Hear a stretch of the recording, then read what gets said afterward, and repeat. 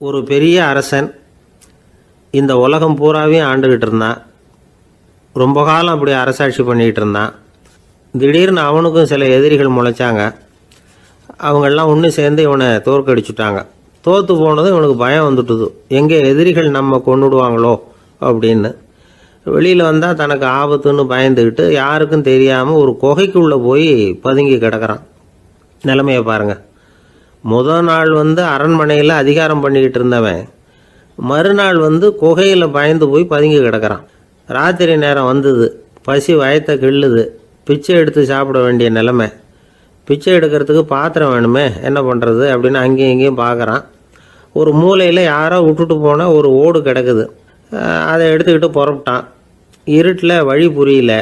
ஏதோ ஒரு யூகத்தில் காலை மெதுவாக எடுத்து வச்சு நடந்து போயிட்டுருக்கிறான். வழியில் ஒரு கருப்பு நாய் படுத்து கிடந்தது. இருட்டில் அவன் இது கண்ணுக்கு சரியாக தெரியல. அவனுக்கு தவறி போய் காலை வச்சுட்டான். அது மேலே நாய் சும்மா இருக்குமா, வள்ளுன்னு விழுந்து கடிச்சு விட்டுது. காலை பார்க்குறான், காலத்தையும் நினச்சி பார்க்குறான். அரண்மனையில் வீரக்கழல் அணிந்த காலை உடைய மன்னா அப்படின்னு புகழ்வாங்களே புலவர்கள்லாம். ஆனால் அது இன்றைக்கி நாய் கடித்த காலம் ஆயிட்டுதே அப்படின்னு நினைக்கிறான். அது மட்டும் இல்லை, முன்னாடியெல்லாம் பொற்கிண்ணங்களில் தான் அவன் சாப்பிடுவான். ஆனால் இப்போது உடஞ்சி போன ஓட்டு, அது ஓட்டை கையில் வச்சுக்கிட்டு நிற்கிறான். அதில் ஏதாவது யாராவது சாப்பாடு போடுவாங்களான்னு. முன்னாடியெல்லாம் நிறைய பேர் அரண்மனைக்கு வருவாங்க. அரசருக்கு காணிக்கைன்னு சொல்லி இவன் காலடியில் கொண்டாந்து கொட்டுவாங்க. அப்போல்லாம் இவன் அந்த ஜனங்களுடைய முகத்தை திரும்பி கூட பார்க்கறதில்ல. ரொம்ப கர்வமாக உட்காந்துருப்பான். அதே ஆள் இன்றைக்கி எல்லார் கண்ணுலேயும் படுறது மாதிரி பிச்சை எடுத்துக்கிட்டு இருக்கிறான். அப்போலாம் காணிக்கைகளை தன்னுடைய கையால் வாங்கிறது தனக்கு கௌரவ குறைச்சல்னு நினச்சி தன்னுடைய வேலைக்காரங்களை விட்டு தான் அதை வாங்க சொல்லுவான். இப்போ பார்த்தீங்கன்னா அவனே தன் கையாலேயே பிச்சை வாங்குறான். நினச்சி பாருங்கள். அந்த மனுஷன் நாள் அரசன், மறுநாள் பிச்சைக்காரன். எவ்வளோ வித்தியாசம். செல்வம் தான் இப்படி ஒரு வித்தியாசம் ஏற்படுறதுக்கு காரணம். அப்படிப்பட்ட செல்வம் வாழ்க்கையை நடத்துறதுக்கு நமக்கு தேவை தான். ஆனால் அதையே நாம் அடைய வேண்டிய பயனாக நினைக்கிறோம் பாருங்கள், அதுதான் வேடிக்கை. இதை நம்மாழ்வார் அழகாக ஒரு பாசுரத்தில் சொல்கிறார். ஒரு நாயகமாய் ஓட உலகுடன் ஆண்டவர், கருணாய் கவர்ந்த காலர், சிதைகிய பானையர், பெருநாடு காண இம்மையிலே பிச்சைதாம் கொள்வர், திருநாரணன் தாழ் காலம் பெற சிந்தித்து உய்மினோ அப்படிங்கிறார் நம்மாழ்வார். ஒரு பெரிய பணக்காரர் ஒரு துறவிகிட்ட போய், சாமி என்கிட்ட நிறைய பணம் இருக்குது, இருந்தாலும் நிம்மதி இல்லை, என்னால் நிம்மதியாக இருக்க முடியல, என்ன காரணம்னு கேட்டாராம். உடனே அந்த துறவி இதுக்கு நேரடியாக பதில் சொல்லாமல் பக்கத்தில் நின்றுக்கிட்டு இருந்த ஒரு குழந்தைய கூப்பிட்டார். அது ஓடியாந்தது. ஒரு ஆப்பிள் பழத்தை எடுத்து அது கையில் கொடுத்தார். அதை வாங்கிக்கிட்டு குழந்தை சிரிச்சுது. இன்னொரு பழத்தை எடுத்து கொடுத்தார். அதை இன்னொரு கையில் வாங்கிட்டு சிரிச்சுது. மூணாவது ஆப்பிள் எடுத்து கொடுத்தார். 2 பழத்தையும் நெஞ்சில் அணைச்சிக்கிட்டு 3ஆவது பழத்தையும் வாங்கிறதுக்கு முயற்சி பண்ணிச்சு. ஆனால் அது உடனே நழுவி கீழே விழுந்து உருண்டு ஓடிச்சு. ஏற்கனவே இருந்ததும் விழுந்துட்டுது. இப்போ அந்த குழந்தை அழ ஆரம்பிச்சுட்டுது. இப்போ அந்த துறவி பணக்காரர்கிட்ட சொன்னாராம், குழந்தைய கவனிச்சியா, 2 ஆப்பிள் போதும்னு அது நினச்சிருந்தா இப்போ அது அழ வேண்டிய அவசியம் வந்திருக்குமா அப்படின்னாராம். எதுவுமே அளவுக்கு மிஞ்சினா துன்பந்தான். இந்த காலத்தில் இதெல்லாம் யார் காதில் வாங்குறாங்க? ஒருத்தனை நல்ல வழிக்கு கொண்டு வரணும்னு நினச்சி அவனை கூப்பிட்டு உட்கார வச்சு இந்த கதையை சொல்லிகிட்டு இருந்தாங்க. சொல்லிவிட்டு அந்த குழந்தை செஞ்சது தப்பு தானே அப்படின்னு கேட்டிருக்கிறாங்க. ஆமாம், தப்பு தான், நானாக இருந்தால் அப்படி செஞ்சுருக்க மாட்டேன் நானா இவன். 2 பழமே போதும்னு சொல்லியிருப்பியா அப்படின்னு கேட்டிருக்காங்க. அப்படி இல்லைங்க, அவர் கொடுக்க கொடுக்க ஒவ்வொரு பழமாக வாங்கி பின்னாடி வச்சுட்டு மறுபடியும் கையை நீட்டுவேன் அப்படிங்கிறானா. இவெல்லாம் எந்த காலத்தில் திருந்துறது? ஒரு ஊரில் ஒரு இளைஞன் இருந்தான். ஒரு நாள் அவன் ஒரு குருவை தேடிட்டு புறப்பட்டான். ஊரை விட்டு வெளியில் போனான். போகிற வழியில் ஒரு காடு. அந்த காட்டில் ஒரு மரத்தடியில் ஒரு பெரியவர் உட்காந்துருக்கிறார். அமைதியாக மௌனமாக அவர் அமர்ந்திருக்கிறார். இந்த பெரியவரை விசாரிக்கலாம், குருவை தேடி கண்டுபிடிக்கிறதுக்கு இவர் ஏதாவது ஒரு வழி சொல்லி கொடுப்பார் அப்படின்னு நினச்சிக்கிட்டு அவர் நெருங்கினான். ஐயா, எனக்கு ஒரு குரு தேவை, எங்கே கிடைப்பார், அவரை எப்படி அடையாளம் கண்டுபிடிக்கிறது, அதை பற்றி ஏதாவது விவரம் சொன்னீங்கன்னா நான் கண்டுபிடிச்சிக்குவேன் அப்படின்ட்டுருக்கான். பெரியவர் நிமிர்ந்து பார்த்தார். தம்பி, அது ரொம்ப சுலபம். அவர் வயசானவராக இருப்பார், என்னை விட சுமார் 30 வயசு அதிகமாக இருக்கும். அவர் ஒரு மரத்தடியில் தான் உட்காந்துருப்பார் அப்படின்ட்டுருக்கான். சரிங்க பெரியவரே, அது என்ன மாதிரியான மரம், எப்படி இருக்கும் அப்படின்னு கேட்டிருக்கான். பெரியவர் அந்த விவரங்களையும் சொல்லியிருக்கிறாரு. அது மட்டும் இல்லை, சந்திக்கிற நாள், நேரம், வினாடி முதற்கொண்டு எல்லா விவரங்களையும் துல்லியமாக சொன்னாராம். இவ்வளவு விவரங்களை இவரால் எப்படி சொல்ல முடியுது அப்படின்னு இவனுக்கு ஆச்சரியம். இருந்தாலும் அந்த பெரியவர் கடைசியாக ஒரு விவரம் சொன்னார். அது என்ன தெரியுமா? எப்படியும் நீ அவரை சந்திக்கிறதுக்கு ஒரு 30 வருஷம் ஆகும் அப்படின்னு சொல்லிவிட்டாராம். ரொம்ப நன்றிங்க பெரியவரே அப்படின்னு சொல்லிவிட்டு அந்த இளைஞன் புறப்பட்டுருக்கான். இப்போ அவனுக்கு குரு பற்றின விவரம் எல்லாம் கிடைச்சிட்டுது, சந்திக்கிற நேரமும் தெரிஞ்சுட்டுது. ஆனால் 30 வருஷம் அவரை தேடி அலைய வேண்டியிருக்குமே. அவன் தேட ஆரம்பித்தான். காடு மலை எல்லாம் சுற்றி அலைஞ்சான். பல வருஷங்கள் தேடினான். அழுத்து போயிட்டான். கடைசியில் அவனுக்கும் வயசாகிட்டுது. கடைசியில் தன்னுடைய சொந்த ஊருக்கே திரும்பி போயிட்டு இருந்தான்.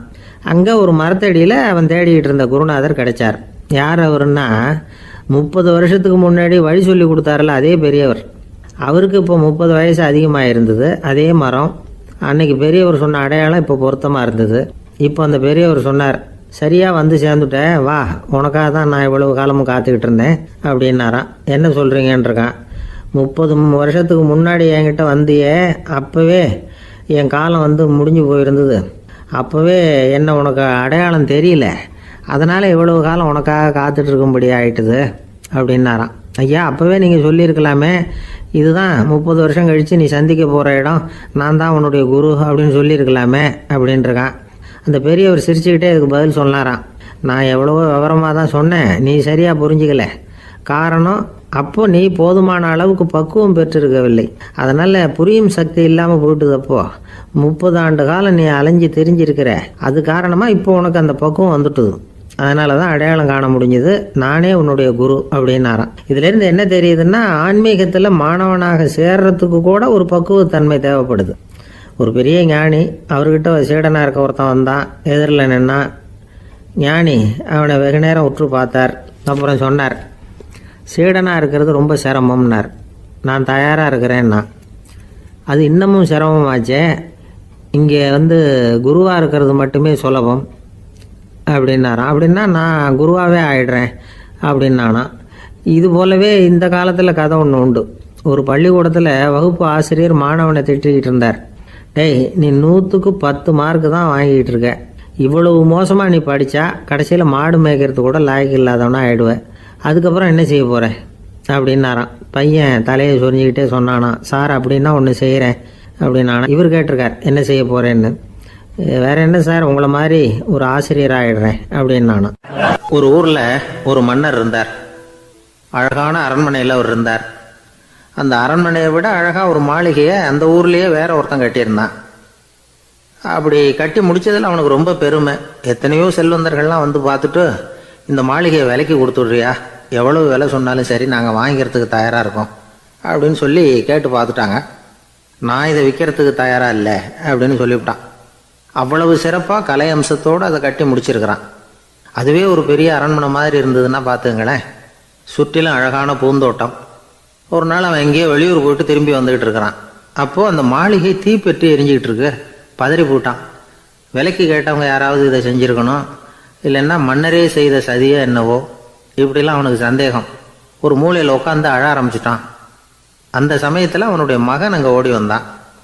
அப்பா அழாதீங்க, இதை நான் நேற்று ராத்திரியே நம்ம ஊர் மன்னருக்கு விற்றுட்டேன். இதை கட்டி முடிக்க நமக்கு எவ்வளவு செலவாச்சோ அதை போல் 3 மடங்கு விலைக்கு விற்றுட்டேன். கவலைப்படாதீங்க, இதை விட அழகான மாளிகையை நாம் புதுசாக கட்டிக்கலாம்னா. இதை கேட்டதும் அழுதுகிட்டு இருந்தவன் அழுகையை நிறுத்தினான். சிரிக்க ஆரம்பிச்சிட்டான். இதே இடத்த நான் வந்து மன்னர்கிட்ட இருந்து விலைக்கு வாங்குவேன், இதை விட அழகான மாளிகையை கட்டுவேன் அப்படின்னு சுற்றி நின்று எல்லார்கிட்டையும் சொல்லிக்கிட்டு இருந்தான். இந்த சமயத்தில் அவனோட இளைய மகன் ஓடி வந்தான். அப்பா, அண்ணன் சொன்னதெல்லாம் சரிதான், மன்னர்கிட்ட விலை பேசினதெல்லாம் உண்மைதான். ஆனால் விற்றது பேச்சு அளவில் தான்.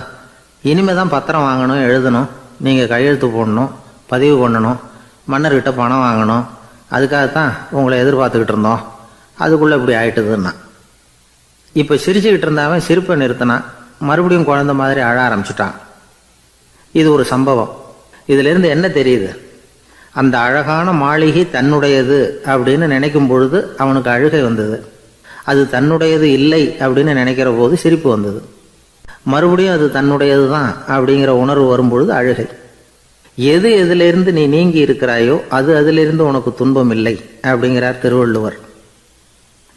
இந்த உடம்பு என்னுடையதில்லை அப்படிங்கிற உணர்வு வந்துட்டா அது ஒரு பெரிய நிலை. அந்த நிலை வரணும். எல்லாத்தையும் பயன்படுத்திக்கலாம், ஆனால் பற்றில் விழுந்துடக்கூடாது. உலகத்தில் இருங்கள், ஆனால் உலகத்தவராக இருக்காதீர்கள். உலகிற்குள் இருங்கள், உலகம் உங்களுக்குள் வந்துவிட அனுமதிக்காதீர்கள். விலகி இருங்கள், விழித்திருங்கள், மௌனமாய் பார்த்திருங்கள் அப்படிங்கிறது சான்றோர் கருத்து. செய்ய வேண்டிய கடமையிலிருந்து விலகி இருக்கிறவர்கள் நம்மகிட்ட நிறைய பேர் உண்டு. அப்படிப்பட்ட ஒருத்தர் டாக்டர்கிட்ட போனார். டாக்டர், நான் ஒரு கவர்மெண்ட் ஆஃபீஸில் வேலை பார்க்குறேன், எனக்கு ஒரே அசதியாக இருக்குது, என்னை சோதிச்சு பாருங்கள், ஆலோசனை சொல்லுங்கள் ஏதாவதுன்னார். டாக்டர் அவரை பரிசோதனை பண்ணி பார்த்துட்டு சொன்னார், இதோ பாரு, உனக்கு இப்போ தேவைப்படுறது முழு ஓய்வு. நீ எவ்வளவு சீக்கிரமாக ஆஃபீஸுக்கு போறியோ அவ்வளவுக்கு உனக்கு நல்லது அப்படின்னாராம். ஒரு ராஜா இருந்தார். நாடு பூராவும் நிறைய மரங்களை நட்டு வளர்க்கணுங்கிறது அவரோட ஆசை. தானே அதுக்கு முன்மாதிரியாக இருக்கணும்னு நினைச்சார். அரண்மனையை சுற்றி மரங்களை நட்டு வளர்த்தார். இதை பார்த்துட்டு ஜனங்களும் அவங்கவுங்க வீட்டை சுற்றி மரக்கன்றுகளை நட்டு வளர்த்தாங்க. கொஞ்ச காலத்தில் ஊர் பூரா பசுமையாக மாறிச்சு. எல்லாருக்கும் சந்தோஷமாக இருந்தது. இது ஒரு பக்கம் இருக்கட்டும். இப்போ நான் சொல்ல போகிற கதை வேற. அதாவது அந்த ராஜா ஒரு நாள் தன்னுடைய அரண்மனையை சுற்றி இருக்கிற விதவிதமான மரங்களை எல்லாம் போய் பார்த்தார். எப்படி இருக்கிறீங்க அப்படின்னு ஒவ்வொரு மரத்துக்கிட்டையும் விசாரிச்சாராம்.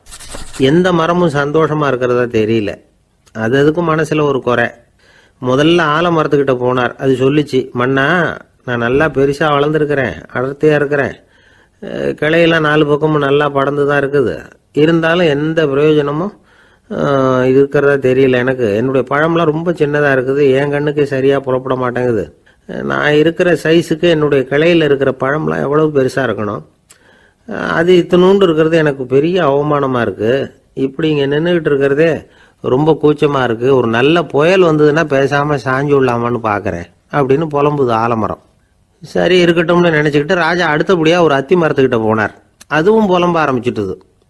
நான் கூட பெரிய மரம் தான், இல்லை இலையெல்லாம் அழகாக தான் இருக்குது, பழம் அழகாக இருக்குது, இருந்தாலும் உள்ள விஷயம் இல்லையே, அத்தி பழத்தை புட்டு பார்த்தா அத்தனையும் சொத்தை அப்படின்னு பழமொழியே உண்டாயிட்டுதே, இப்படி ஒரு கெட்ட பேரோட நான் இருக்கணுமா அப்படின்னு புலம்புது அது.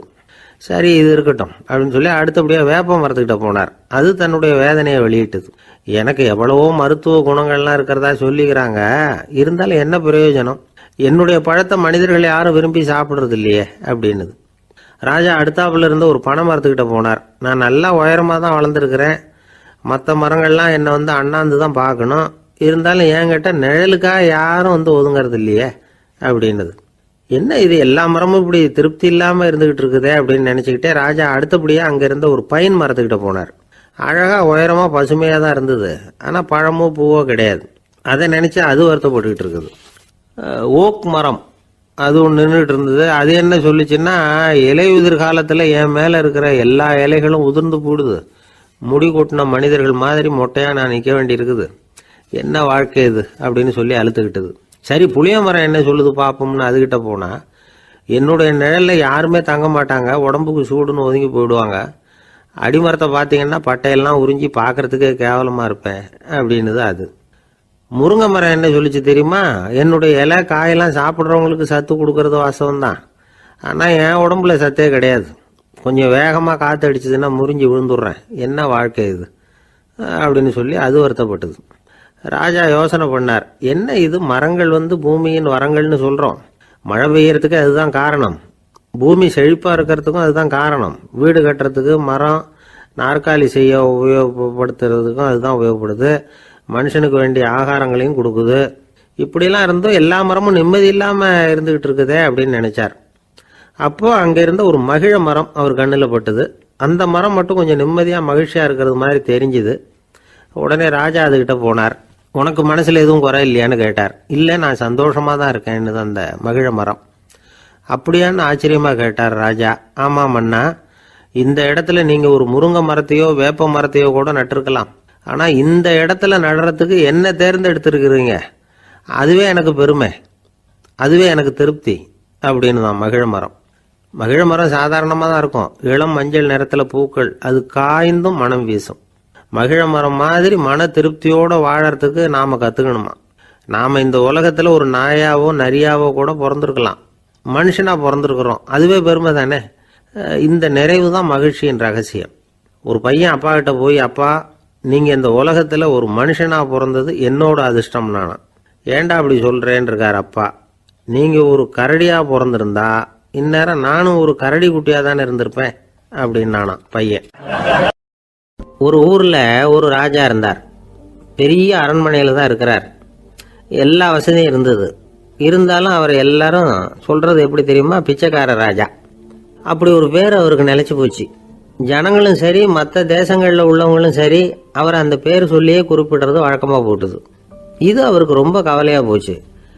என்ன இது, நம்மளை தேடி வர்றவங்களுக்கெல்லாம் நாம் சோறு போடுறோம், நம்ம புகழ்ந்து பாடல் ஏற்றி கொண்டு வர்ற புலவர்களுக்கெல்லாம் அவங்க எப்படி வந்தாலும் ஒருவேளை சோறு போடணுங்கிறது உத்தரவு. இவ்வளவுலாம் செஞ்சும் நம்மளை போய் பிச்சைக்கார ராஜான்னு எல்லாரும் சொல்கிறாங்களே, அது ஏன், எதுக்காக இப்படி சொல்கிறாங்க? இதுதான் ராஜாவுக்கு குழப்பம். சரி, இதை பற்றி நம்ம அமைச்சர்கள்கிட்ட கேட்கலாமா அப்படின்னு யோசனை பண்ணார். இந்த விஷயத்தை போய் அவங்கக்கிட்ட எப்படி கேட்கறதுன்னு அவருக்கு தயக்கமாக இருந்தது. கௌரவ குறைச்சலாக தெரிஞ்சுது அவருக்கு.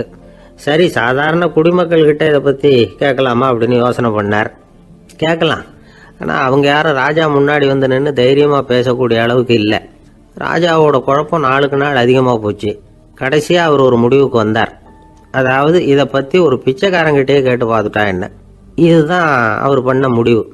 உடனே மாறு வேஷம் போட்டுக்கிட்டு நகர்வலம் போனார். ஒரு பிச்சைக்காரனை கண்டுபிடிச்சார். இதை பாருப்பா, நம்ம ராஜாவை எல்லாரும் பிச்சைக்கார ராஜான்னே சொல்கிறாங்களே, அதுக்கு என்ன காரணமாக இருக்கும் அப்படின்னு கேட்டார். அதுக்கு அவன் சொல்கிறான், இதுக்கான பதிலை இன்னும் ஒரு 30 நாளில் சொல்கிறேன் அப்படின்னா. உடனே இவருக்கு சந்தோஷம். உண்மையை அவங்ககிட்ட சொன்னார். நான் வேற யாரும் இல்லை, நான் தான் இந்த நாட்டு ராஜா. இப்போ நீ என் கூடவே வந்துடும், அரண்மனையிலேயே தங்கிக்கோ. 30 நாள் கழித்து எனக்கு பதில் சொல்லிவிட்டு அதுக்கப்புறமா நீ போகலாம் அப்படின்னு சொல்லி அழைச்சிட்டு வந்துட்டார். அரண்மனையில் ஒரு மூலையில் அவன் தங்கறதுக்கு இடம் கொடுத்தார். தினம் 2 வேளையும் இவனுக்கு சோறு போடுங்க அப்படின்னு உத்தரவு போட்டார். ராஜா கொடுத்த இடத்துல போய் உக்காந்துக்கிட்டான் அந்த பிச்சைக்காரன். தினமும் அந்த அரண்மனையில் நடக்கிறதையெல்லாம் கவனிச்சிக்கிட்டு வந்தான். வேளைக்கு சாப்பாடு வரும், சாப்பிட்டுக்கிட்டு இருக்கான். இப்படி 30 நாள் முடிஞ்சுது. ராஜா வந்தார். என்ன, என்னோட கேள்விக்கு பதில் என்னன்னு கண்டுபிடிச்சிட்டியான்னார். கண்டுபிடிச்சிட்டேன்னா. என்ன எல்லாரும் பிச்சைக்கார ராஜான்னு சொல்கிறாங்களே, அது நியாயமாக படுதா உனக்குன்னு கேட்டார். நியாயமாக தான் படுது, சந்தேகம் இல்லாமல் நீங்கள் பிச்சைக்கார ராஜா தான். என்னதான் நீங்கள் வசதியோடவும் படைபலத்தோடவும் இருந்தால் கூட நீங்கள் எங்கள் வர்க்கத்தை சேர்ந்த ஆசாமி தான் அப்படின்னு அடித்து சொல்லிவிட்டான் அந்த ஆள். என்னால் அப்படி சொல்கிறேன்னு கேட்டார் இவர். அரசே, ஒரு உண்மையை கண்டுபிடிச்சி சொல்கிறதா நான் உங்ககிட்ட சொன்னேன். நீங்கள் ராஜ பரம்பரைன்னா உடனே உங்கள் கழுத்தில் கிடக்கிற முத்து மாலையை கழட்டி பரிசாக கொடுத்துருப்பீங்க, பொண்ணையும் மணியையும் கொடுத்துருப்பீங்க. ஆனால் நீங்கள் அப்படி செய்யலை. என்னை ஒரு மூலையில் உட்கார வச்சு 2 வேளை சோறு போட சொன்னீங்க. உங்களை தேடி யார் வந்தாலும், யார் வந்து பாராட்டி பேசினாலும் அல்லது பிரச்சனைகளை சொன்னாலும் நீங்கள் செய்கிற ஒரே காரியம் சோறு போடுறது தான். பிச்சைக்காரனுக்கு சோறு மட்டும்தான் உலகம். உங்கள் விஷயத்திலையும் நீங்கள் அப்படி தான் நினைக்கிறதாக தெரியுது. நல்லா கவனிங்க. எந்த ஒரு பிரச்சனைக்கும் சோறு தான் முடிவுன்னு நினைக்கிறீங்க பாருங்க. நீங்கள் சந்தேகமில்லாத எங்களை சேர்ந்த ஆளு தான் அப்படின்னு விட்டான் அந்த பிச்சைக்காரன். அதுக்கப்புறம் தான் அந்த ராஜா தன்னுடைய தவறுகளை எல்லாம் தேர்த்திக்கிட்டாராம். பசின்னு வர்றவங்களுக்கு சோறு தான் போடணும், அது தப்பு இல்லை. பாராட்ட வர்றவங்களுக்கெல்லாம் சோத்தையே போட்டு அனுப்புனா இப்படி தான் பேர் வரும். எனக்கு தெரிஞ்ச ஒருத்தர் தினமும் யாராவது ஒருத்தரை தன் வீட்டுக்கு அழைச்சிட்டு போவார், சாப்பாடு போட்டு அனுப்புவார். முன்னறிவிப்பு இல்லாமல் திடீர்னு ஒரு விருந்தாளியோட வீட்டில் போய் இவர் நிற்கிறது வழக்கம்.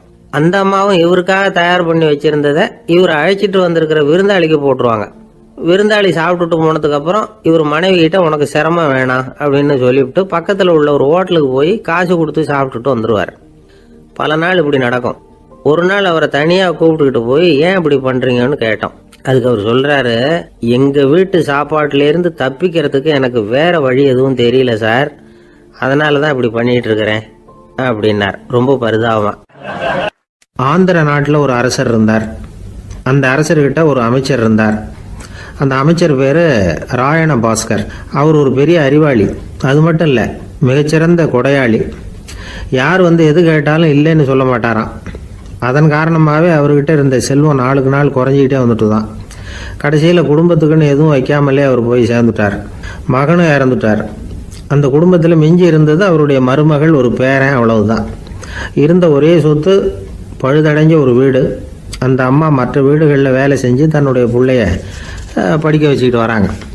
அந்த புள்ள ஒரு பெரிய வள்ளலுடைய பேரன்கிறது அந்த பள்ளி வாத்தியார்களுக்கும் தெரியும்.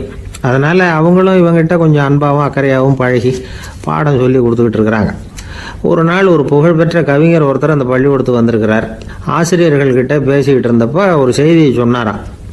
ராயண பாஸ்கருங்கிற வள்ளல் எனக்கு நிறைய உதவிகள் செஞ்சிருக்கார், என்னை பாராட்டி பரிசுகள்லாம் கொடுத்துருக்கிறார். அந்த வள்ளல் வாழ்ந்த கிராமத்தை பார்க்கணுங்கிறதுக்காக தான் இப்போ இங்கே வந்திருக்கிறேன் அப்படின்னாராம். ஆசிரியர் உடனே இந்த பையனை கூப்பிட்டு, இதை பாருங்கள், இவன் யார் தெரியுமா, நீங்கள் குறிப்பிடுகிற அந்த வள்ளலின் பேரன் அப்படின்னு அறிமுகப்படுத்தினாராம்.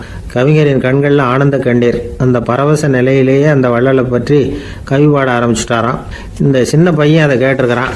உடனே என்ன பண்ணான் தெரியுமோ, தன் கையில் அணிஞ்சிருந்த ஒரு பொன் வளையலை கழட்டி அந்த கவிஞருக்கு பரிசாக கொடுத்துட்டானான். எல்லாருக்கும் ஆச்சரியம். தாத்தா இருக்கும் நிலையில் கொடுத்தார், பேரன் இல்லாத நிலையிலையும் கொடுக்குறான். பையனை எல்லாரும் பாராட்டினாங்களாம். இருந்தாலும் அவனுக்குள்ள ஒரு பயம் எதுவும் ஆரம்பமாச்சு. பள்ளிக்கூடம் விட்டு வீட்டுக்கு வரும்பொழுது அந்த பயம் இன்னும் அதிகமாயிட்டுது. அம்மா என்ன சொல்லுவாங்களோ தெரியலையே, ஏதோ திடீர்னு தோணிச்சு வளையல கட்டி கொடுக்கணும்னு கொடுத்துட்டோம். குடும்பம் இருக்கிற நிலையில் இப்படி நான் செஞ்சது தப்பா, வீட்டு செலவுக்கே அம்மா எவ்வளவு கஷ்டப்படுறாங்க, வீட்டுக்கு போனதும் என்ன நடக்குமோ தெரியலையே அப்படின்னு நினச்சி பயந்துக்கிட்டே அவன் வீட்டுக்குள்ளே அடி எடுத்து வைக்கிறான். அம்மா கூப்பிட்டு சாப்பாடு போட்டாங்க. அவங்க கண்ணில் படக்கூடாதுங்கிறதுக்காக ஒரு கையை பின்னாடி மறைச்சிக்கிட்டே இருந்தான். அம்மா இதை கவனிச்சிட்டாங்க. ஏய், உன் கையை ஏன் அப்படி வச்சிருக்கிற, உன் கைக்கு என்னாச்சு, ஏதாவது அடிபட்டு போச்சா அப்படின்னு கேட்டுக்கிட்டே கையை எடுத்து பார்க்குறாங்க. வளையல காணலை. வளையல் எங்கே அப்படின்னு கேட்குறாங்க. இவன் தயங்கிக்கிட்டே நடந்ததை சொல்கிறான். அதை கேட்டதும் அந்த அம்மாவோட முகம் கோபத்தால் சவுந்து போச்சான். முட்டாளே, என்ன காரியம் பண்ண அப்படின்னு கன்னத்தில் அரைஞ்சிட்டாங்களாம். அம்மா, என்னை அடிக்காத, ஏதோ தெரியாமல் தப்பு பண்ணிட்டேன் அப்படின்ட்டுருக்கான். மகனே, வளையலை கொடுத்ததுக்காக நான் உன்னை அடிக்கலை அப்படிங்க, பின்ன எதுக்கு அடித்தேன்னு கேட்டிருக்கான். உன் பாட்டனார் ஒரு பெரிய வள்ளல், அவர் எதையும் பாதி வேலையை செய்யறதில்ல, அவருடைய பேரை நீ அரைகுறை வேலை செஞ்சுட்டு வந்திருக்கிற அப்படின்னாங்களாம். என்னம்மா சொல்கிறேன்ருக்கான். நீ ஒரே ஒரு வளையலை மட்டும்தானே கட்டி கொடுத்துருக்குற, கொடுக்கறதா இருந்தால் ரெண்டையும் சேர்த்துல கொடுத்துருக்கணும், அதுதானே உங்கள் தாத்தாவுக்கு பெருமை அப்படின்னாங்களாம். அம்மா, தெரியாமல் இப்படி செஞ்சுட்டேன், உங்கள்கிட்டையும் அரை வாங்கிட்டேன் அப்படி இப்படின்னு அவன் சொல்லியிருக்கிறான். இப்போ அம்மா கொஞ்சம் இருங்க, அந்த கவிஞர் இன்னைக்கு நம்ம ஊரில் தான் தங்கியிருப்பார், நாளைக்கு காலையில் தான் அவர் எங்கே இருக்காருன்னு விசாரித்து இன்னொரு வளையலையும் கொடுத்துட்றேன் அப்படின்ட்டுருக்கான். மகனே, நல்ல செயல்களையெல்லாம் நாளைக்குன்னு ஒத்தி போடாத, நாளைக்கு என்ன நடக்குங்கிறது யாருக்கு தெரியும், இப்போவே போ, எங்கே இருக்காருன்னு பாரு அப்படின்ட்டுருக்காங்க. மகன் புறப்பட்டான். பள்ளி ஆசிரியர்கிட்ட போய் கேட்டானா அந்த கவிஞர் எங்கே இருக்காருன்னு. அவர் சொன்னாராம். உடனே போய் அவர் இருக்கிற இடத்துல கதவை தட்டியிருக்கான். ராத்திரி நேரத்தில் இவனை கண்டதும் அவருக்கு ரொம்ப ஆச்சரியம். இவன் இன்னொரு கை வளையலையும் எடுத்து நீட்டியிருக்கான். அவர் திகைச்சு போய் நிற்கிறார். அவரால் என்ன பண்ணுறதுன்னே தெரியல. ஆனந்த கண்ணீர். இது பெரியவர்கள் கூற கேட்ட ஒரு வரலாறு. இன்னைக்கு இப்படிப்பட்டவங்களை பார்க்க முடியுமா? வறுமை வள்ளல் தன்மையை ஒன்று செய்து விடாதுங்கிறதுக்கு இது ஒரு உதாரணம். ஒருத்தன் இன்னொருத்தனை பார்த்து கேட்டானா, எங்கள் தாத்தா உங்கள் தாத்தாவுக்கு 100 ரூபா கடன் கொடுத்துருக்கிறார், அதை எப்போ திருப்பி கொடுக்க போகிறேன்னு. கவலைப்படாத, எங்கள் பேரன் அதை உங்கள் பேரன்ட்ட திருப்பி கொடுத்துருவான் அப்படின்னு நானான் அவன். ஒரு ஊரில் ஒரு மன்னன் இருந்தான், கொடுங்கோல் மன்னன். நிறைய தொந்தரவு பண்ணிக்கிட்டு இருந்தான். அவன் ஒரு தடவை என்ன பண்ணான் தெரியுமா? ஒரு தப்பும் பண்ணாத ஒரு இளைஞனை பிடிச்சி ஜெயிலில் அடைச்சுட்டான். அந்த பையனோட சொந்தக்காரங்கள்லாம் ராஜா கிட்ட போனாங்க. அவன் ஒரு தவறும் பண்ணலை, அவனை விடுதலை பண்ணுங்க அப்படின்னு கெஞ்சி கேட்டுக்கிட்டாங்க. மன்னன் யோசனை பண்ணான். அந்த இளைஞனை கூப்பிட்டுக்கிட்டு வர சொன்னான். அவனை கொண்டாந்து ராஜா முன்னாடி நிறுத்தினாங்க. இதை பாருப்பா, உன்னை நான் விடுதலை பண்ணுவேன், ஆனால் ஒரு கண்டிஷன், அந்த நிபந்தனையை நீ நிறைவேற்றினா உனக்கு விடுதலை அப்படின்னா மன்னன். சரின்னு ஒத்துக்கிட்டான் பையன். மன்னன் கண்டிஷன் என்னங்கிறத சொன்னான். உங்ககிட்ட ஒரு செம்மறி ஆட்டை கொடுக்க போகிறேன், 1 மாதத்துக்கு அதுக்கு தேவையான தீனியையும் கொடுக்க போகிறேன்.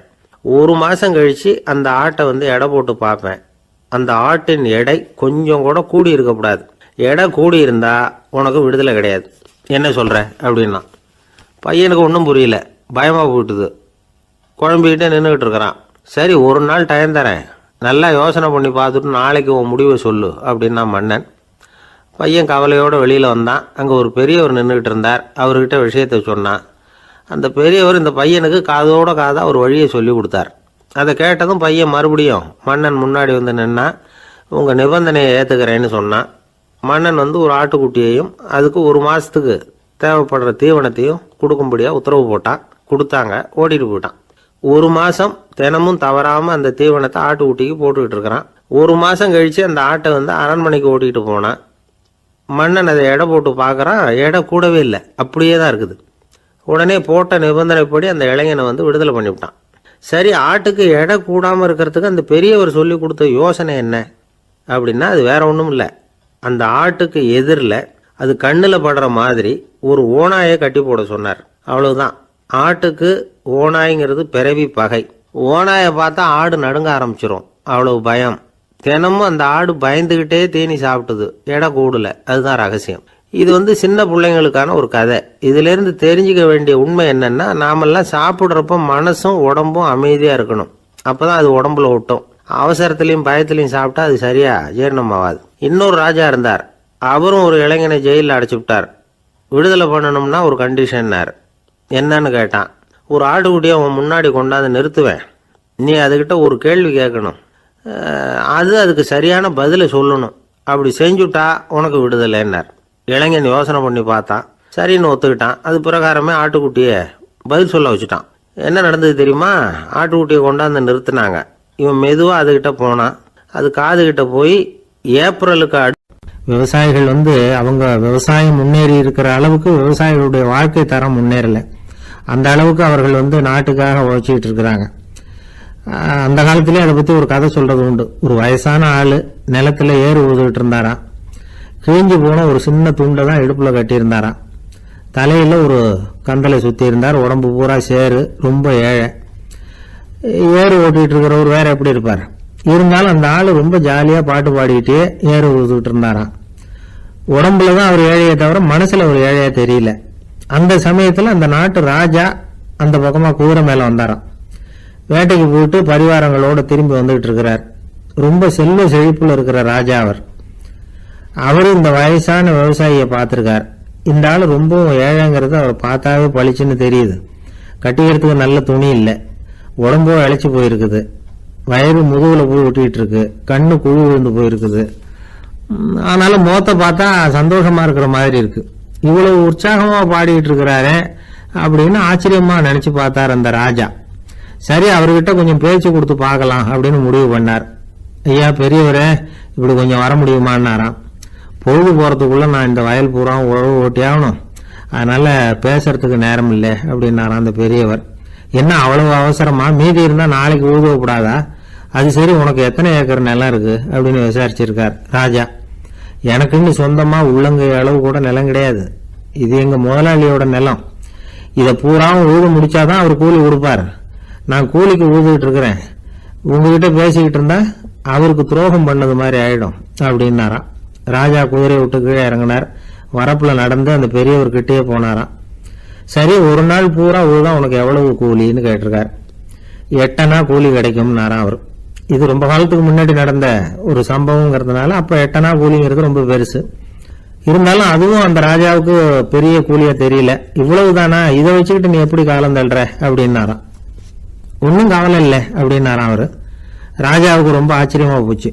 8 அணா கூலி வாங்குற இந்த ஆளு கவலை இல்லாம இருக்கிறார், ஏராளமான வசதியோட இருக்கிறன்னா கவலை இல்லாம வாழ முடியலையே அப்படின்னு நினைச்சு பார்த்திருக்கார். அது சரி, 8 அணாவில் எப்படி குடும்பம் நடத்துற அப்படின்னு கேட்டாராம். எனக்கு கிடைக்கிற 8 அணாவில் 2 அணா குடும்பத்துக்கு செலவழிக்கிறேன், 2 அணா பழைய கடனுக்கு கொடுக்குறேன், 2 அணா வந்து தர்மம் செய்யறேன், 2 அணா வட்டிக்கு கொடுக்குறேன், ஒரு குறையும் இல்லைன்னாராம். ராஜாவுக்கு ஒன்றும் புரியல. எனக்கு ஒன்றும் புரியலேன்னு இருக்காரு. ஐயா, எனக்கும் என் மனைவிக்கும் 2 அணா செலவாகுது. வயசான அம்மா அப்பா இருக்கிறாங்க, சின்ன வயசுல என்னை காப்பாத்தினவங்க அவங்க. அந்த கடனுக்கு 2 அணா செலவாகுது, அது பழைய கடன். என் தங்கச்சி ஒருத்தி ஆதரவு இல்லாத நிலைமையில தன்னுடைய மகனோட என் வீட்டுல வந்து இருக்கிறா. அவளுக்கும் அவள் மகனுக்கும் 2 அணா செலவு பண்றேன், அது தர்மம். எனக்கு 2 பிள்ளைங்க இருக்கிறாங்க, அவங்களுக்கு 2 அணா செலவு பண்றேன், அது வட்டிக்கு கொடுக்கறது மாதிரி. பிற்காலத்துல அவங்க எங்களை காப்பாத்துவாங்க. அந்த வகையில நான் திருப்தியோட வாழ்ந்துகிட்டு இருக்கிறேன் அப்படின்னாராம். ராஜாவுக்கு அர்த்தம் புரிய ஆரம்பிச்சுதான். அந்த பெரிய நிலத்தை விலை கொடுத்து வாங்கி அந்த பெரியவருக்கே தானமா கொடுத்துட்டாராம். இப்போ ஊழவருக்கே நிலம் சொந்தமாயிட்டுது. அன்னையிலிருந்து அரசனுக்கும் ஆறுதல் கிடைச்சுதான். இப்படி ஒரு கதை சொல்லுவாங்க. 8 அணா வருமானத்தை வச்சுக்கிட்டு எப்படி காலத்தை தள்ளுறதுன்னு சொல்றதுக்காக இந்த கதையை சொல்றதாக யாரும் தப்பா நினைச்சுக்க கூடாது. கிடைக்கிறத எப்படி பங்கு போடுறார், எப்படி திருப்தியா வாழறார் அப்படிங்கிறது தான் முக்கியம். அது மாதிரி இன்றைக்கு இந்த பொங்கல் திருநாள்ல உழவர்கள் மனசு மகிழ்ச்சியா இருந்ததுன்னா அது எல்லாரும் மகிழ்ச்சியா இருக்கிறது மாதிரி அர்த்தம். அதனால அவர்கள்ட்ட இருந்து நாம பாடம் கத்துக்கணும். சில உழவர்கள் தங்கள் நிலத்துல விளையறத தாங்கள் சாப்பிட மாட்டாங்க, அடுத்தவங்கள்ட்ட வித்துட்டு சந்தையில போய் வேற அரிசி வாங்கிட்டு வந்துதான் இவங்க சாப்பிடுவாங்க. அப்படிப்பட்ட விவசாயிகள்லாம் இது உண்டு. பங்கிடுகிற பண்பை உழவர்கள்ட்ட இருந்து கற்றுக்கொள்ளுங்கள் அப்படிம்பாங்க. ஒரு ஆள் நிம்மதியா மகிழ்ச்சியா இருந்தானா உங்க நிம்மதிக்கும் மகிழ்ச்சிக்கும் என்ன காரணம்னு கேட்டிருக்காரு இன்னொருத்தர். என்கிட்ட இருந்தது பூராவே என் பிள்ளைங்களுக்கு சமமா பங்கு போட்டு கொடுத்துட்டேன், எனக்குன்னு எதுவுமே வச்சுக்கல, அதுதான் நிம்மதிக்கு காரணம்னு இருக்கான். உங்ககிட்ட இருந்தது எவ்வளவு இருந்தது அப்படின்னு கேட்டிருக்காரு அவரு. மொத்தமா ஒரு 50,000 ரூபாய் இருக்கும் அப்படின்னு இருக்கான். அவ்வளவும் பணமாக